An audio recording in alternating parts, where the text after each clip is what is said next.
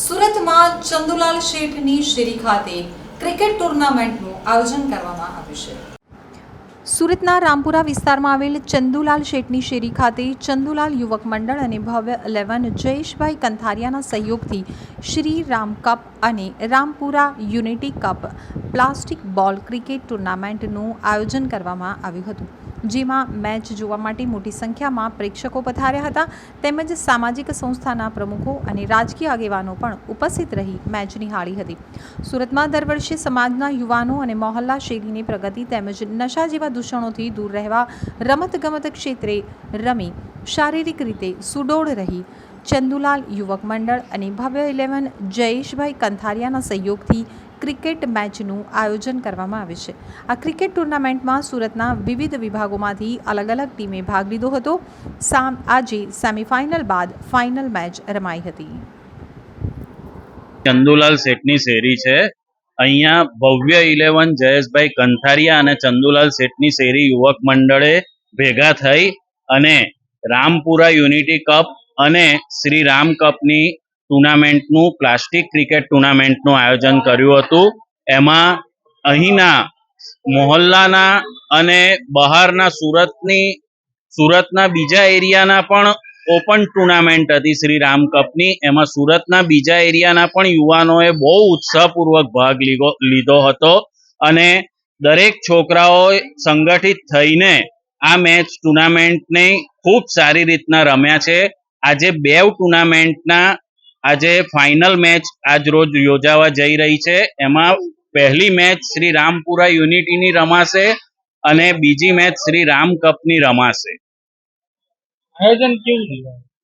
અહીં આયોજન અમે ખૂબ જ સરસ રીતે કર્યું હતું. કોઈ પણ જાતનું લડાઈ ઝઘડો નહીં અને કોઈ પણ જાતનો કંકાસ નહીં. યુવાનોમાં એક સંગઠિત થાય અહીંના એરિયાના એ ઉદ્દેશથી અમે આયોજન કર્યું હતું, જેથી કરીને બહુ સરસ રીતે યુવાનોએ સપોર્ટ અમને કર્યો છે. મોહલ્લાવાસીઓએ પણ સારી રીતના અમને સપોર્ટ કર્યો છે.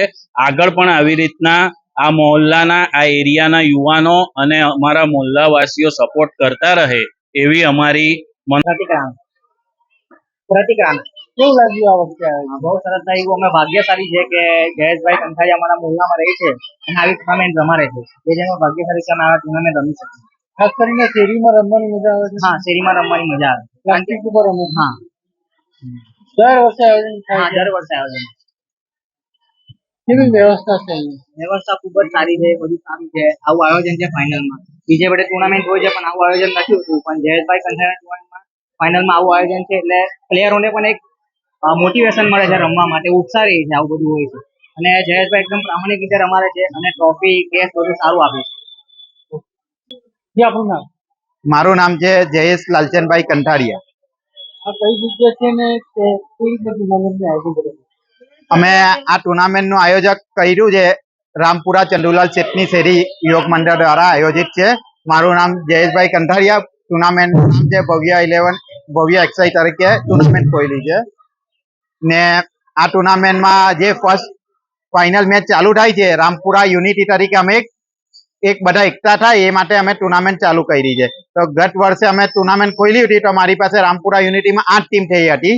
આ વર્ષે એ જ મોલ્લો છે ને એટલી જ શેરી છે. તો આ વર્ષે અમારી 16 ટીમ થઈ છે એ જ યુનિટીમાં ને 16 ટીમમાં આજે ફાઇનલ રમાવા જાય છે બોરદી શેરી વચ્ચે વાવ શેરી વચ્ચે. એમના કેપ્ટન છે નિશિત મોદી ને ફતિકભાઈ રાણા ને એમના ટૂંક સમયમાં ફાઇનલનો કાર્યક્રમ ચાલુ કરવાનો જ રામપુરા યુનિટી વિશે.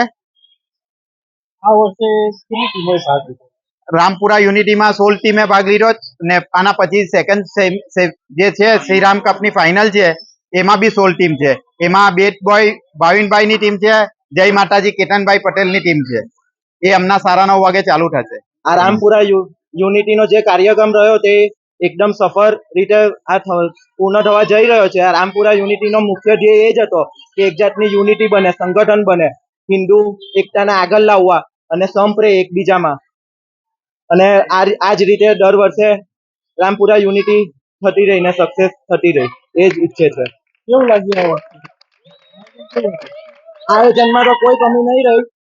જેટલું બી થયું છે જયેશભાઈ કંથારિયાને હું એક જ વસ્તુ કહું કે આ આખા સૈયદપુરામાં આ ટુર્નામેન્ટ જેવી કોઈ ટુર્નામેન્ટ જોઈ નહીં હશે એટલી રોમાંચક ટુર્નામેન્ટ ગઈ છે.